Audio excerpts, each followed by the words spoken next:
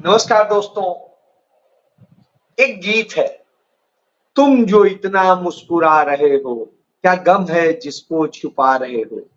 कमोबेश आज की डेट में नरेंद्र मोदी और उनकी पूरी भारतीय जनता पार्टी इसी तरीके से मुस्कुराते हुए और यह दिखाने की कोशिश कर रही है कि वो पूरे कॉन्फिडेंस में है, उनको किसी बात का डर नहीं है और वो जो है अब सरकार बड़ी मजबूती से चलाएंगे, एनडीए सरकार बड़ी मजबूत है और इस तरह से तमाम सारे संदेश देने की कोशिश कर रहे हैं, खुद को नॉर्मल दिखाने की कोशिश कर रहे हैं, लेकिन हर बार अब नॉर्मल दिख जाते हैं।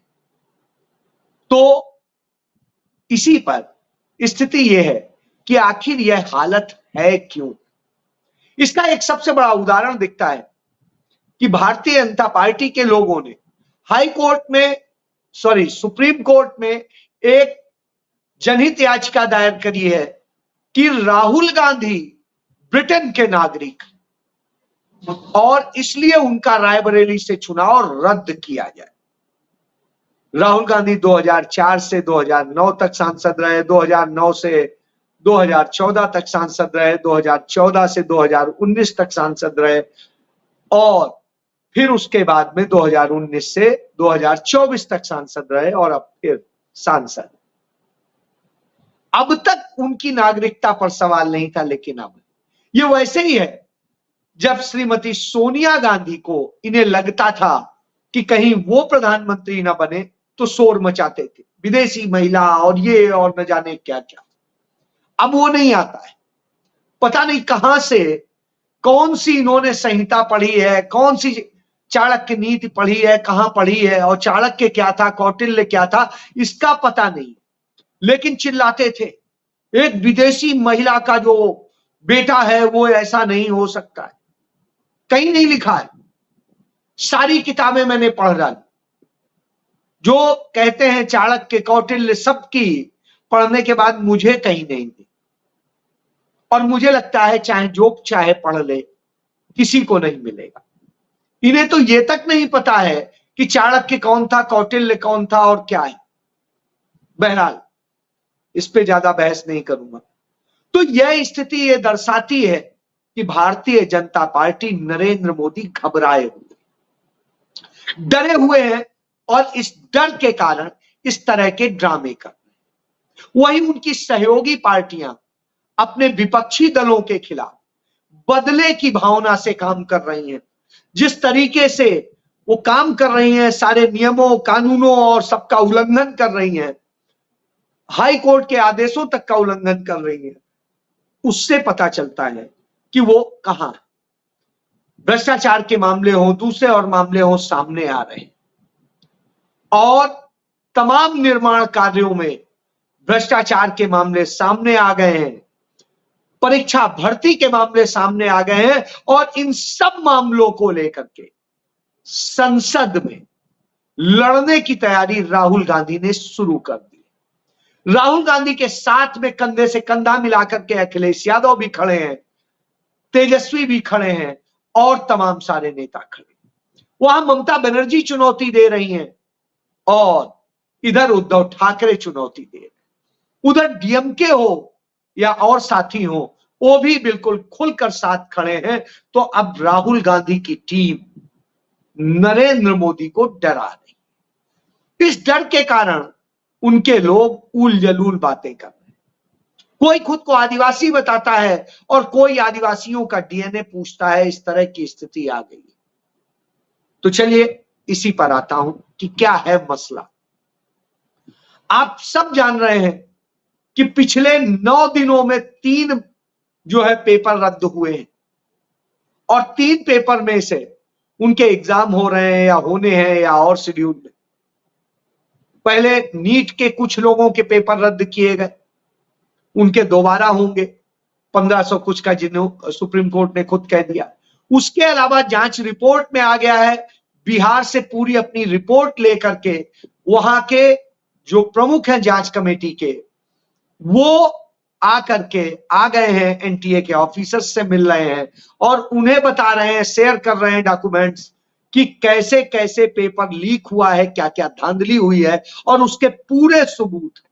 इसलिए यह पूरी परीक्षा थी वही रद्द होनी चाहिए। इसको लेकर के राहुल गांधी इसी बात को लेकर के लड़ाई लड़ रहे हैं कि जब गड़बड़ी हुई है तो फिर हर चीज निष्पक्ष होनी चाहिए। एनटीए फेल रहा है, जो नरेंद्र मोदी ने बनाया है, जो नेशनल टेस्टिंग एजेंसी, वो पूरी तरीके से फेल रहा है और वो अब तक विवादित ही रहा। क्यों रहा? क्योंकि उसके अंदर जो लोग भरे गए वो सब संघी थे और उन संघियों ने मिल करके धांधली करी। तो यह एक बड़ी चीज, और इसमें मोदी सरकार का संरक्षण रहा। दूसरी चीज इसके बाद में आती है कि नरेंद्र मोदी जिन पुलों का उद्घाटन करते हैं, जिन सड़कों का उद्घाटन करते हैं, वो चंद दिनों में, चंद महीनों में ही दरक जाती। सबसे बड़ा उदाहरण 18,000 करोड़ रुपए में मुंबई में नरेंद्र मोदी ने अटल सेतु के नाम से जो है उसका उद्घाटन किया। वहां पर बनना प्रस्तावित था तब से जब कांग्रेस सरकार थी, लेकिन वो कंप्लीट हुआ चूंकि, तो ठीक है, इनको अधिकार था। इन्होंने इस तरह से इसका प्रचार किया कि लगा कि दुनिया का सबसे अच्छा पुल बना दिया है और न जाने क्या क्या कर दिया है। लागत से अधिक पैसा लगा दिया, 18,000 करोड़ रुपया लगाया, और साहब वो पुल 6 महीना नहीं चल पाता। स्थिति हुई कि दरक गया और तमाम जगह दरक गया। तो आप इससे समझ सकते हैं कि नरेंद्र मोदी कौन सी चीजों का, किन भ्रष्टाचार से बनी चीजों का उद्घाटन करते हैं। इसके पहले इसी तरीके से बिल्कुल गुजरात में हुआ था। गुजरात में जिस पुल का नरेंद्र मोदी ने उद्घाटन किया था वो दरक गया था, और वो कुछ ही दिनों में दरक गया था। और इसी तरीके से बुंदेलखंड एक्सप्रेसवे का नरेंद्र मोदी ने उद्घाटन किया और उद्घाटन के तीसरे ही दिन वो दरक गए। वहां पर भी वही स्थिति हुई थी, और यही स्थिति जो है पूर्वांचल एक्सप्रेसवे में भी देखने को मिली थी। तो यानी आप समझ लीजिए कि भ्रष्टाचार का जो मॉडल है वो नरेंद्र मोदी के इर्द गिर्द घूमता है। अब इर्द गिर्द क्यों कह रहा हूं? क्योंकि उनके इर्द गिर्द सभी यही होते हैं। चाहे अजीत पवार हो, जिन पर 70,000 करोड़ रुपए के घोटाले का आरोप लगाते थे, उनकी पत्नी पर आरोप लगाते थे 25,000 करोड़ रुपए के घोटाले का, और उन दोनों में नरेंद्र मोदी सरकार ने उन्हें क्लीन चिट दे दी। खुद नरेंद्र मोदी लगाते थे, और जब वो नरेंद्र मोदी के साथ आ गए क्लीन चिट दे दी। इसी तरीके से हेमंत बिस्वा शर्मा को आरोप लगाते थे और उनके ऊपर बुकलेट जारी की थी, और फिर जब वो आ गए तो सबसे चहेते मुख्यमंत्री हैं और सब ठंडे बस्ते में चला गया। इसी तरह मुकुल रॉय हो, उनके खिलाफ तमाम आरोप थे और वो भी इनके साथ आ गए, सब ठंडे बस्ते में चला गया। इसी तरीके से शिंदे गुट हो, उसके ऊपर आरोप थे, सब ठंडे बस्ते में चले। तो इस तरह से आरोप, प्रफुल्ल पटेल हो या और कोई हो, तो इस तरह से इतने ज्यादा लोग। इसी तरीके से तेलुगु देशम के जो प्रमुख हैं, और उनकी स्थिति ये होती है चंद्रबाबू नायडू की कि वो भ्रष्टाचार के मामले में जेल जाते हैं। उनके खिलाफ जो है ये कार्रवाई अटकी हुई थी ईडी की, और सारी चीजें थी, लेकिन वो इनके साथ आ गए, गठबंधन कर लिया, तो साहब पूरी छूट हो गई। जेल रहे थे, जेल से जमानत पर छूटे, और जो इनके सहयोगी हुआ करते थे उस समय नरेंद्र मोदी के, जिन्होंने उन्हें जेल भेजा था, वो आज विपक्ष में है, चुनाव हार गए हैं। ऐसी स्थिति में वाईएसआर रेड्डी की जो पार्टी है, उसके प्रमुख, और उनके घर पर चलता है पहले बुलडोजर, वो हाई कोर्ट जाते हैं, स्टे लाते हैं, और उसके बाद में उनके दफ्तर पे भी चल जाता है। तो आप इससे समझ सकते हैं कि किस तरीके से बदले की भावना से, नफरत से काम किया जाता है। तो जगन रेड्डी, जो हर मुश्किल की घड़ी में नरेंद्र मोदी के साथ रहे, आज उन्हीं के सहयोगी किस तरीके से उन पर बुलडोजर चलवा रहे हैं। उनका ऑफिस भी तोड़ रहे हैं, घर भी तोड़ रहे हैं, सब कुछ तोड़ रहे हैं। तो यह नीति है। तो यह स्थिति है कि भ्रष्टाचारियों को वो देते हैं। बिहार में अभी आप याद करिए, प्रधानमंत्री सड़क योजना के तहत एक पुल बना था 12 करोड़ में, और उस पुल को कुछ होता उसके पहले वो टूट गया, अभी एक और पुल टूट गया। तो इस तरीके से प्रधानमंत्री सड़क योजना के तहत जो घोटाले हुए हैं वो भी सब सामने है, बाकी तमाम सारे सामने आ रहे हैं, रोज ब रोज आ रहे हैं। तो इन सब मुद्दों को लेकर के जिस तरीके की स्थिति है, एनटीए ने जिस तरीके से किया है, 9 दिन में 3 जो परीक्षा के पेपर लीक हुए हैं, चाहे नीट का पेपर हो, चाहे यूजीसी नेट का पेपर हो, चाहे यूजीसी सीएसआईआर नेट का पेपर हो, सब रद्द हुए। एक में करीब 24 लाख अभ्यर्थी हैं, एक में करीब 10 लाख अभ्यर्थी हैं, एक में करीब 9 लाख अभ्यर्थी हैं। तो आज समझ सकते हैं कि करीब करीब जो है 43 लाख जो है युवाओं का भविष्य खतरे में पड़ गया है, फंस गया है। और उनके साथ क्या क्या अन्याय हुआ है, क्या हुआ है, ये सब कुछ सामने। तो वो स्टूडेंट्स राहुल गांधी से मिलते, इधर नरेंद्र मोदी की एक दलित प्रोटेम स्पीकर ना बने उसके लिए, क्योंकि वो कांग्रेस पार्टी से, उसके लिए साजिश रची जाती है, सारे नियमों को दरकिनार किया जाता है। और जब इस तरह का काम किया जाता है तो स्वाभाविक सी बात है कांग्रेस आवाज उठाती कि यह तो संवैधानिक परंपराओं के खिलाफ है। क्योंकि के सुरेश 1989 में पहली बार सांसद बने थे, 8 बार सांसद रहे, 1989 से सांसद हैं। और जिन्हें मेहताब को बनाया गया है, भर्तृहरि मेहताब को, वो एक उच्च कुलीन घर से आते हैं, तो जो ब्राह्मणवादी चेहरा है वो दिखाई देता है नरेंद्र मोदी का, वो दिखाई देता है संघ का वह चेहरा जो दलितों से नफरत करते हैं, पिछड़ों से नफरत करते हैं, आदिवासियों से नफरत करते हैं। और इसलिए उन्हें नहीं बनाया जाता है और भर्तृहरि को बनाया जाता है। और भर्तृहरि मेहताब जो है, उनकी स्थिति यह है कि वो सबसे पहली बार 1998 में एमपी बने थे, जबकि के सुरेश 1989 में पहली बार बने। तो आप इससे समझ सकते हैं, और वो 8 बार के एमपी हैं और ये सिर्फ 7 बार के, बावजूद इसके यह स्थिति होती है। तो जब यह स्थिति हो तो निश्चित रूप से सवाल उठता है, क्योंकि दलित, पिछड़ों और आदिवासियों, अल्पसंख्यकों पर हमले करने की नियत है, और दिखाने के लिए चाहे राष्ट्रपति के पद पे बैठा देंगे, चाहे किसी और मंत्री के पद पर बैठा देंगे और कहेंगे देखिए हमने बना दिया आदिवासी को, हमने बना दिया दलित को, हमने बना दिया अल्पसंख्यक को। और वास्तविकता ये है कि ये उनसे नफरत करते हैं। इसका उदाहरण है कि राजस्थान के शिक्षा मंत्री कहते हैं स्पष्ट तौर पे कि आदिवासी भारतीय हिंदू हैं या नहीं है, इसलिए इनका डीएनए टेस्ट कराएं। अब आप समझ ली कि आदिवासी हैं भी कि नहीं है, इसलिए उनका डीएनए टेस्ट कराएंगे। ये डीएनए टेस्ट कराएंगे, ये बताएंगे आदिवासी आदिवासी है, वो इस देश के सबसे पहले मालिक हैं, इस धरती के पहले मालिक, और उनको आप इस तरह अपमानित करते हैं। तब किरण रिजिजू अपने बचाव में क्या कहते हैं, मैं एक आदिवासी समुदाय से आता हूं इसलिए मुझ पर कांग्रेस हमला कर रही। शायद आपको पता भी नहीं रहा होगा आपसे पहले कि वो आदिवासी समुदाय से आते हैं, क्योंकि वो जिस तरीके से लगातार परिवारवादी जो हैं और लगातार सत्ता के साथ रहे हैं, तो इससे आप समझ सकते हैं कि वो सदैव उस कुलीन वर्ग से भी ज्यादा स्थिति के व्यक्ति रहे और खुद को अब यह दिखाते हैं। तो यह दर्शाता है कि जब ये लोग फंस जाते हैं, तो नरेंद्र मोदी जैसे फंस जाते हैं, तब कहते हैं मैं पिछड़ा हूं, मैं नीच जात से हूं।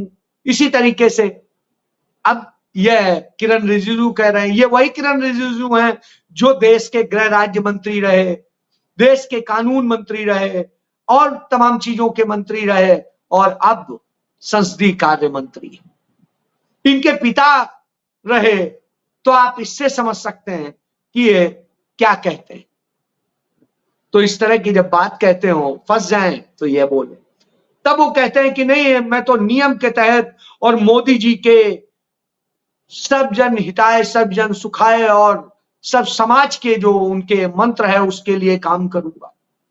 अब आप समझ लीजिए, वो देश के लिए काम नहीं करेंगे, संविधान के मुताबिक काम नहीं करेंगे, परंपराओं के मुताबिक नहीं करेंगे। और जब सवाल उठाया जाएगा तो दलित के नाम की या आदिवासी के नाम की या अल्पसंख्यक के नाम की वो चादर ओढ़ेंगे, उसकी ढाल बनाएंगे। तो वह लोग, बहरहाल राहुल गांधी ने फैसला कर लिया, इसलिए इनको ये डर दिख रहा है, इसलिए बार बार यह बोल रहे हैं, क्योंकि राहुल गांधी ने उन बच्चों से मुलाकात की जो बच्चे नीट के परेशान हैं, जिनकी परीक्षा और सब कुछ है। वो बच्चे कहते हैं हम कितनी परीक्षाएं दें, आज परीक्षा, कल परीक्षा, परसों परीक्षा, परीक्षा फार्म, परीक्षा और फिर परीक्षाएं रद्द। तो लगातार यह क्रम चल रहा है।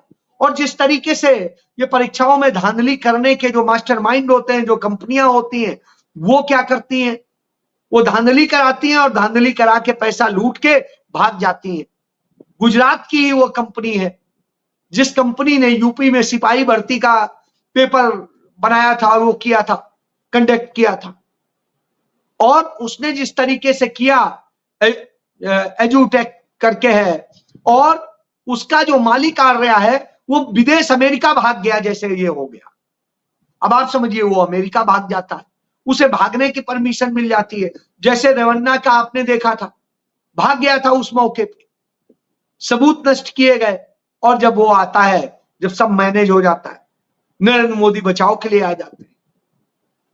तो इससे आप समझिए, इसलिए राहुल गांधी ने पूरी प्लानिंग की और उस प्लानिंग के तहत भारतीय जनता पार्टी को, नरेंद्र मोदी को, एनडीए सरकार को घेरने का फैसला किया। क्योंकि विपक्ष इतना मजबूत है, राहुल गांधी के साथ कंधे से कंधा मिलाकर खड़े अखिलेश यादव भी संसद में, और फायर ब्रांड जो महुआ मोइत्रा है वो भी संसद पहुंच गए, और इसके अलावा तमाम सारे वो लड़ाके पहुंच गए हैं जो राहुल गांधी कहते हैं हमारे बब्बर शेर। तो वो बब्बर शेरों के साथ अब राहुल गांधी इस इंतजार में, तब किरण रिजिजू कहते हैं हमने और नरेंद्र मोदी जी ने सोचा था कि यह सत्र बड़ी शांति से अच्छे माहौल में गुजर जाए, कोई ऐसा काम ना हो, कोई सवाल जवाब ना हो, बस सिर्फ एक उनका भाषण हो, अभिभाषण हो राष्ट्रपति का, और सबकी शपथ हो, धन्यवाद हो और काम खत्म हो। ये क्या मतलब है इसमें? अरे भाई, जल रहा हो, रोम जल रहा था, नीरो बंसी बजा रहा था, बंसी नहीं था, वायलिन था, तो वो वायलिन बजा रहा था। तो वायलिन को अब स्थिति है कि क्या कांग्रेस पार्टी वायलिन बजाती रहे? नहीं, यह तो नहीं। अब विपक्ष की भूमिका में है, मुख्य विपक्ष की भूमिका में है, अधिकृत रूप से है, तो अब जवाब तो मांगेंगे और लड़ेंगे जनता के लिए। इसलिए बौखलाए हुए हैं, इसलिए नरेंद्र मोदी और उनकी पूरी टीम अब परेशान है कि क्या करें, किस पर डालें जिम्मेदारी, किस पर वो करें, किसका ठीकरा फोड़ा जाए। तो रेल के मामले में फोड़ने के लिए एक बेचारे जिसको 4 दिनों से लगातार ड्यूटी ली जा रही थी, उस ड्राइवर पर फोड़ा जाता है। रेल दुर्घटना है, ऐसे ऐसे करके निपटाई जा रही। रेलों में गड़बड़ है तो ये आएगा, उधर अब भर्ती में गड़बड़ है तो किसको बनाया जाए मोहरा, तो उसके लिए अब मंथन चल रहा है। उसके लिए आरएसएस मुख्यालय से संपर्क किया जा रहा है कि सब तो आप ही के अपॉइंट कराए हुए हैं ये लोग। राहुल गांधी जो कहते हैं कि आरएसएस के लोग अपॉइंट कराए हुए हैं, वो बिल्कुल सही है। अब आरएसएस मुख्यालय से चर्चा चल रही है कि किसके ऊपर ठीकरा फोड़ा जाए, तो वह चल रहा है। कैसे नरेंद्र मोदी को सेव किया जाए, बचाया जाए, तो यह चल रहा है। तो यह खेल, इसलिए ये मुस्कुराते दिखना चाहते हैं, दिखते हैं, लेकिन इन सब के इस समय भाषण बयान देख लीजिए, सब झल्लाए हुए हैं, बौखलाए हुए हैं, और यही बौखला अच्छी लग रही, क्योंकि राहुल गांधी का कांग्रेस का आक्रामक होना, पूरा देशव्यापी आंदोलन होना और सवालों पर घेर लेना, यही बदले की भावना से नहीं, सच्ची नीयत से, जनहित के लिए किसी के यहां बुलडोजर नहीं चलाएंगे, हम सही सवाल करेंगे। इन सवालों से ही डर लगता है, वही डरे हुए नरेंद्र मोदी घबराए हुए हैं और यही उनकी घबराहट आज साफ दिखाई दे रही है।